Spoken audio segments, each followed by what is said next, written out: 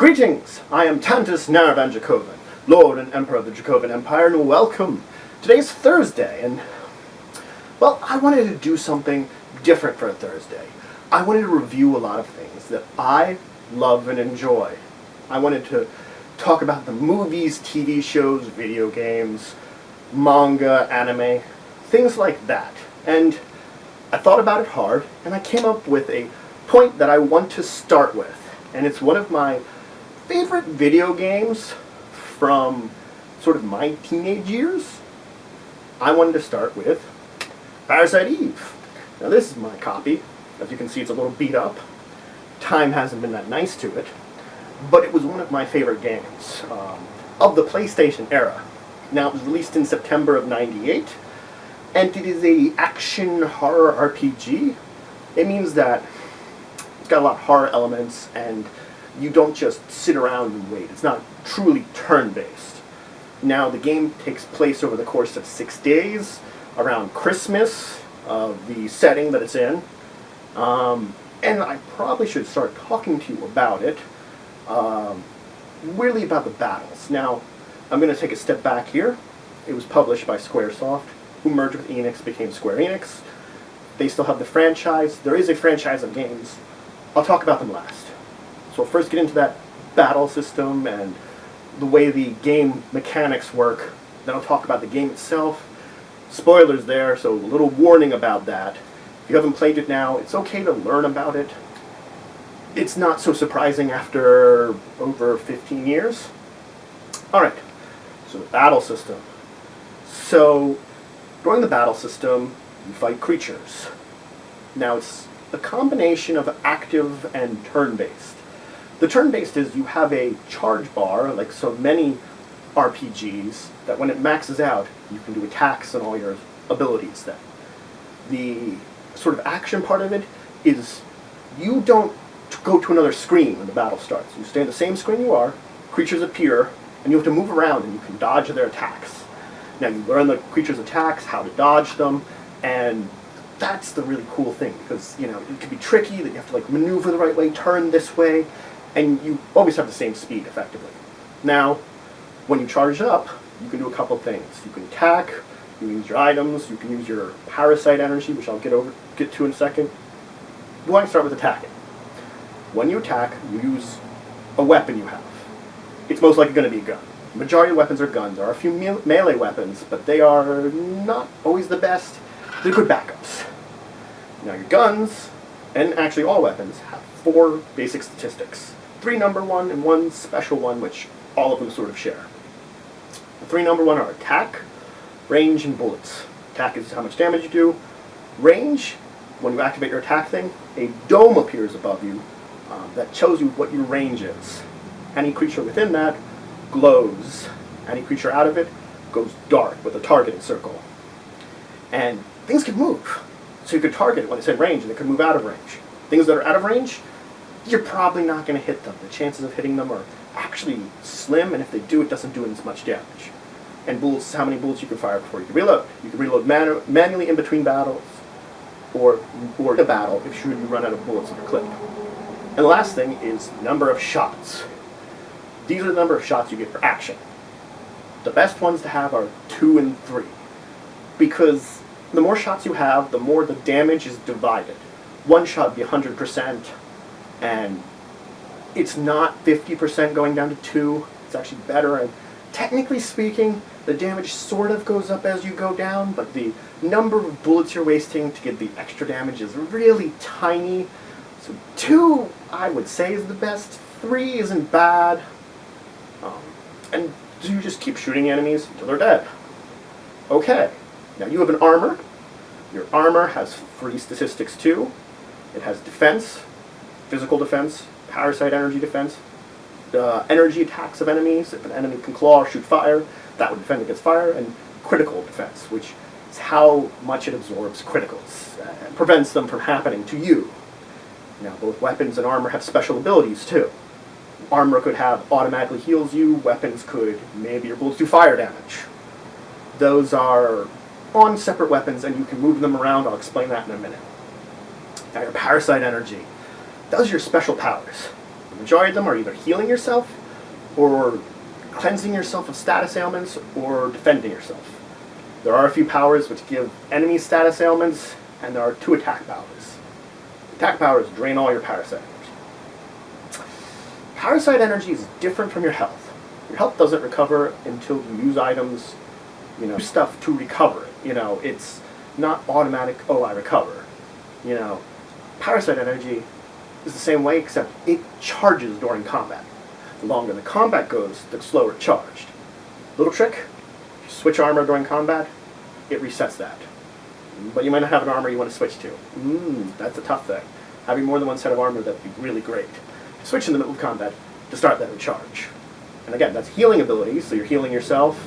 And the attack ability is drain your entire bar. It's energy shot. You do one big bullet of energy. And liberate. Liberate is the maximum level parasite ability. It is the best one. You sort of transform into like a super being of yourself and do a whole bunch of hits, doing a lot of damage to your enemy. But not only does it drain your bar, it makes you tired for a while. So after you've done it, you're sort of stunned for a little bit. Okay, I'll talk about the status effects now. There's only 4 of them in this game, and you can get them from enemies. Confuse means your movement controls are messed up. Darkness means your range is reduced to very tiny. Poison, you start losing hit points over time. And stiff means you move slower. So now let's talk about tuning up your weapons. Now there's 2 ways of doing it. First off, you can find items in games which give your weapons status effects. Well, not status effects, enhancements, like enhances your attack, or enhances your range, or enhances your armor's defense. And all of your armors and weapons have a main basic stat, and then a number column with a plus sign with it. So it could be like 5 + 1 for a basic armor. Now this +1, some weapons start with that, but as you use those items, those go up. Now what you can do is, you can find these tools, and there's 2 people, they pretty much do the same thing, but 2 people in the basement of the police department you can go to, and don't need to go there necessarily to tune them up.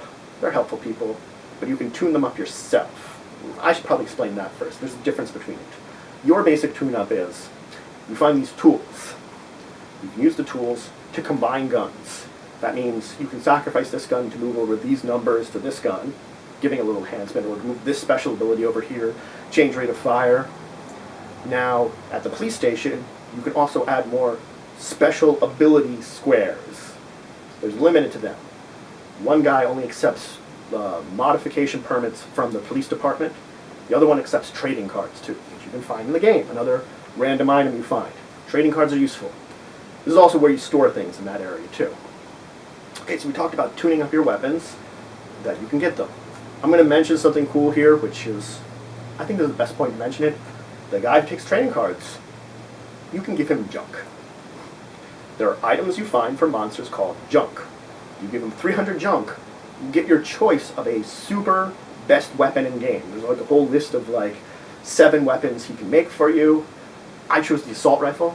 Assault rifles are my favorite, but there's also pistols, shotguns, rocket launchers, sort of more sniper rifle types, revolvers. Their melee weapons are clubs, like tonfas. So that's the sort of big super weapon you can get. And you can get that any time in the game, except it's hard to farm, junk, and you're most likely to be maximum level. Let's talk about leveling up. Now you level up with experience. You kill enemies, you get experience. Now you have 4 basic stats and 2 sort of special stats. The basic stats are your offense, your offensive power, defense, your defensive power, parasite energy, how effective your parasite energy is, how much it recovers, how quickly it recovers, and status recovery, which means how long it takes you to recover from status ailments. The 2 special ones are active time and an item cap. Active time means I don't take as long to act every turn. The higher that is, the faster you act. Item cap means from the basic starting amount of items, you have more item slots. Higher that is. Now as you level, each goes up 1 except for item cap, which only goes up to 50. Because you go to level 99. Level 39 is the hardest level to get. That costs the most experience, and as soon as you level to 39, it's a breeze to get to 99. The amount of the amount of experience that you need to get to any other level after 39 is reduced greatly. It's a mysterious thing in the game, but it's kind of cool that you've sort of gotten to that maximum. It's easy to get to the total maximum. You fought tooth and nail to get to 39. By the end of the game, you're probably going to be in the 30s.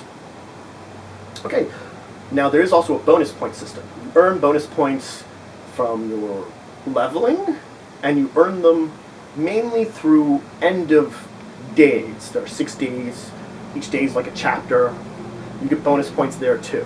Bonus points you can spend to up your stats, to up your item capacity, or you can use them on your weapons to enhance your weapons. The same way like the little items enhance your attack or your defense. Now the other items you can find, mentioning items, are healing items, little things that give you special boosts if you have them in your inventory, things like that, and I've mentioned most of the other items. Let's talk about the plot. Okay, 6 days. So your main character is Aya Brea. She's a junior New York Police Department police detective. She is going on a date with a guy she sort of knows, not really good. He's not important to the story. He invited her to the opera. She decided, you know what, I'm going to go along. She's never been to an opera. She never was really that interested, but Aya decides to go. So at the opera, one of the performers, Melissa, she's on stage, she's doing her big solo. People start bursting into flame. People are spontaneously combusting. Aya goes to confront her, learns that she's now calling herself Eve, and she starts talking about mitochondria and special powers. Now mitochondria, if you don't know what they are, they're in all human cells. They're actually in all cells of most of the creatures on the earth. That's a good way of saying it. They are, the popular theory is they were a bacteria, that the early evolution of cells kind of symbiosed with our cells, the one-celled organisms that we started out from, and kind of that symbiosis has grown since then, because mitochondria are our power stations. Now our cells do process a little energy without them, but they are really the powerhouses which provide the energy to our cells. And they have their own DNA. They do, they have their own DNA, separate. And mitochondrial DNA is traditionally inherited from mother. So you have the mitochondrial DNA of your mother. If you're male like me, you're probably not going to pass it. Now there are sometimes exceptions in any race and any species, I should say. And there are other species which it works differently in anyway. But, you know, those are unique exceptions to the rule. Now we know about mitochondria. Okay, so you follow Eve, chase her through the opera house, chase her into the sewer. She unleashes mutated animals on you. The first mutation cutscene is kind of horrific and awesome, and I still like the graphics from the game. It's PlayStation era graphics, but it still was cool. You fight her and she mutates. She leads you into the sewer, where you finally fight a mutated crocodile, but she escapes. Alright, it's day 2. You end up at the police department talking to your captain. You talk to your partner, Daniel. Captain Baker, you're, of course, captain of the department that you're in, the precinct you're in. And so you also meet your partner, Daniel's son. He's a veteran department. He's a divorced father, has son partial time. Son wants him to go to a show in Central Park. He can't go because of this incident. Anyway, so you go to a museum to talk to an expert on mitochondria, a Dr. Clamp. Now, Dr. Clamp, he seems a little shady, but he's not a bad guy at this point in time in your mindset. He's just kind of weird, and he does like talk to you a little bit about mitochondria. He lets you know that sort of backstory of it. Anyway, you go back to the department. You eventually learn that Melissa was scheduled to go to the show at Central Park that Ben and his mom and Daniel were going to go to. So Daniel races off. You join him. You go to Central Park. You learn that Eve's there. Daniel can't go in because he can feel that as he gets close, his skin begins to almost set on fire. His arm tries to set on fire. He's got to move back. You go through. You have to fight your way through the Central Park Zoo, now mutated. Fight your way to the theater where you witness the entire crowd melt in a really creepy faction into this super ooze and then slink off into the sewer. It is gross and creepy that they turn into this like translucent person ooze that all melds together into one giant. Oof. Eve then, you chase after her. You confront her on a carriage where you have a battle, which is really cool because it's a small area, and eventually she tries to like get you almost. You get knocked down. She's trying to touch you, trying to like almost commune with you, and you sort of manage to like get away with it without getting that kind of encounter. So you go to day 3. You're rescued by Dr. Maeda. He's a Japanese graduate student. Maeda. He's not a doctor yet. Sorry. That's later in the series. Anyway, so you're rescued by Maeda. He's a Japanese student. He studied the original incident. And I'm going to talk about the original incident. There was a book and a movie based on the book in Japan. So you can still see that movie, subtitled. It's not a bad movie. It's not great either, I personally don't think. I haven't read the book. But they're the original material that this game is based off of. That incident took place in this game's history. That there was a person, the original Eve in Japan. And that she had material transferred from her body. And I'm going to explain where that goes in a minute, but that's the original source of it, leading here to New York. Anyway, so with Maeda, you explore Soho, which you're in. The city's been evacuated. There's been 2 mass killings. City's evacuated. You basically loot stuff that you need for equipment. You end up going back to the police department after a quick trip to the museum where Maeda studies you a little bit. You run into Clamp again. He's very creepy. You learn that Aya has similar properties to Eve. But the difference is, Eve is very parasitic. Her mitochondria have taken over her body. Aya is more symbiotic. Her mitochondria have mutated similar to hers, but they're getting along with her body. And she's also being protected against her abilities. They sort of are, and a little bit antithesis to each other. You go to the police department, where Eve's attacked it. She's already gone, but it's enough to do a lot of damage. A bunch of cops die. You eventually chase Ben, who miraculously survived. I forgot to note that. He ran away from his mother because she was acting strange. Met up with Daniel. Yes, the son's alive. Wife was dead. Ex-wife was dead. So, he chases after one of the dogs. The dog mutates into a boss, Shiva. You defeat it. And that's the end of day 3. Day 4, you learn from Maeda that the Eve from Japan tried to make an ultimate being. She mated with a human, and the husband of her body's... the husband of her body. That's actually a good way of saying it.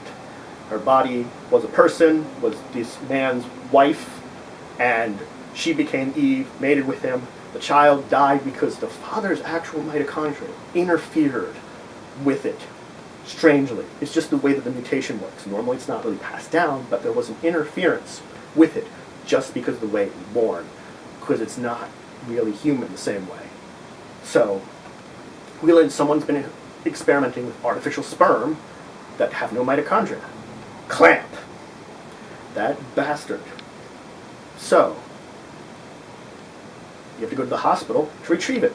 You go there, you find out it's under attack by Eve, you fight your way. She's got the supply. You fight a giant spider. She's escaped. Now you have to chase her down. We're getting into day 5. So day 5, you start out, you can go to 2 places. Chinatown, which is where you're supposed to go, or a warehouse, which is a side mission. Warehouse, there's a boss in it, you fight it, you get a rocket launcher, which is really cool. It's one of the better weapons in the game, but it has limited ammo, which has special ammo. Everything else has universal ammo bullets, and this one has special rockets. And it's great, it's not bad, but I rarely use the rocket launcher. I get it anyway, it's extra experience to fight your way through there. Anyway, so you go through the warehouse, you can do it now or a little later. Go through Chinatown, go through the sewers, the subways, you're sort of chasing Eve. You learn that the slime is headed towards the museum. She's at the museum. So that's your final area you could explore. You go to the museum again, you fight your way, you learn that Clamp knew about this, you learn that Melissa was a transplant donor, that she got a transplant from your sister. Your sister got a transplant from the original Eve very young. She was a match for it. Your sister died in an accident, and she got an organ donated to young Melissa.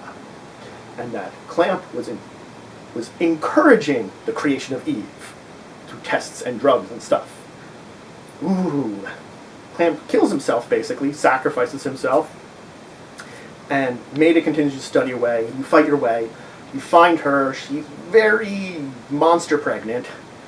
The slime that was people combines into a giant, grabs her, and starts making its way.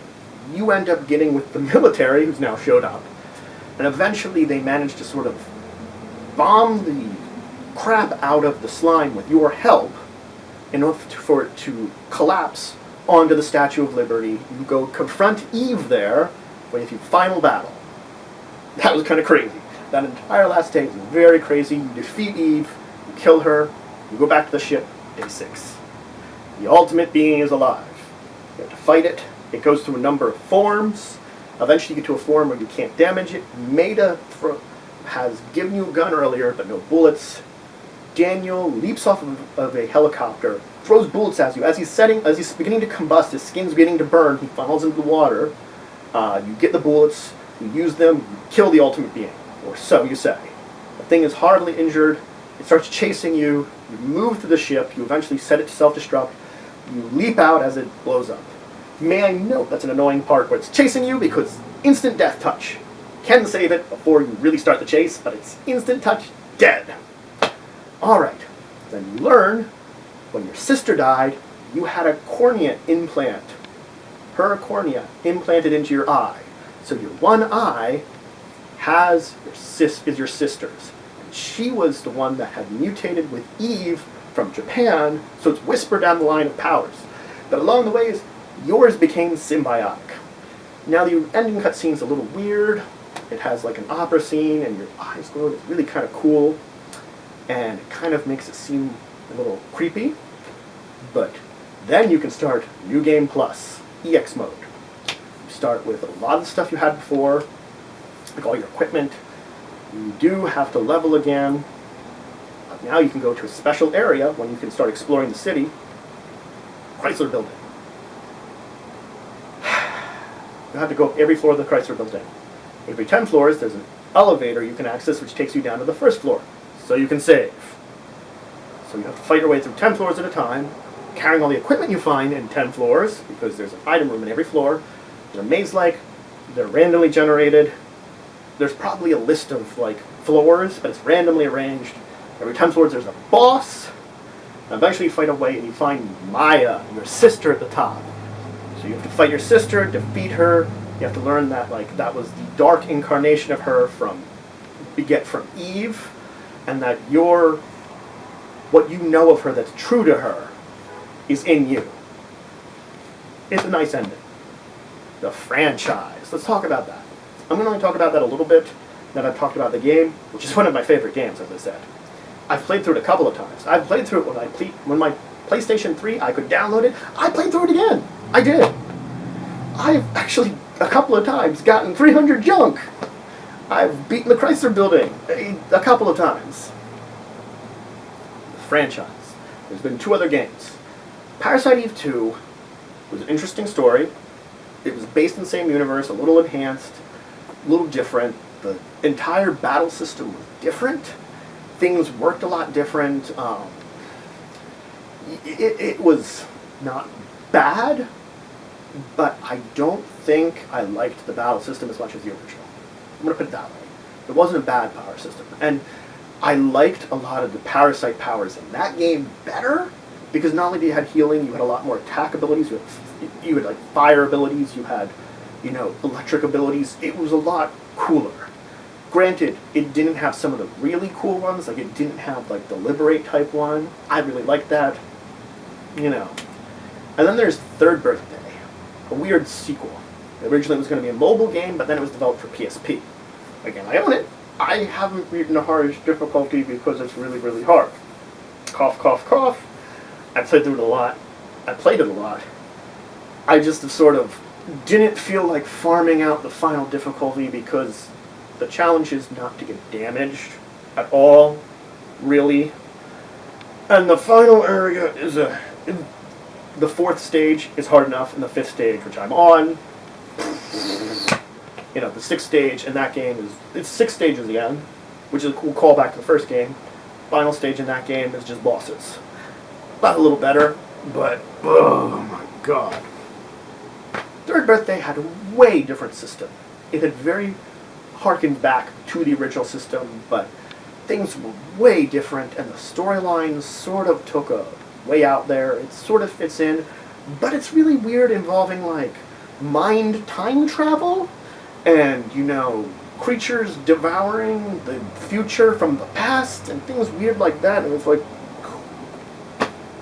just strange, fun, but weird. I don't know if they'll ever do another game in the series. We'll have to find out. I mean, Square-Enix, I don't know how well Third Birthday did. It was a PSP game. I don't know if, again, they might look at the series somewhere down the line. I would hope they would. Again, I love the series.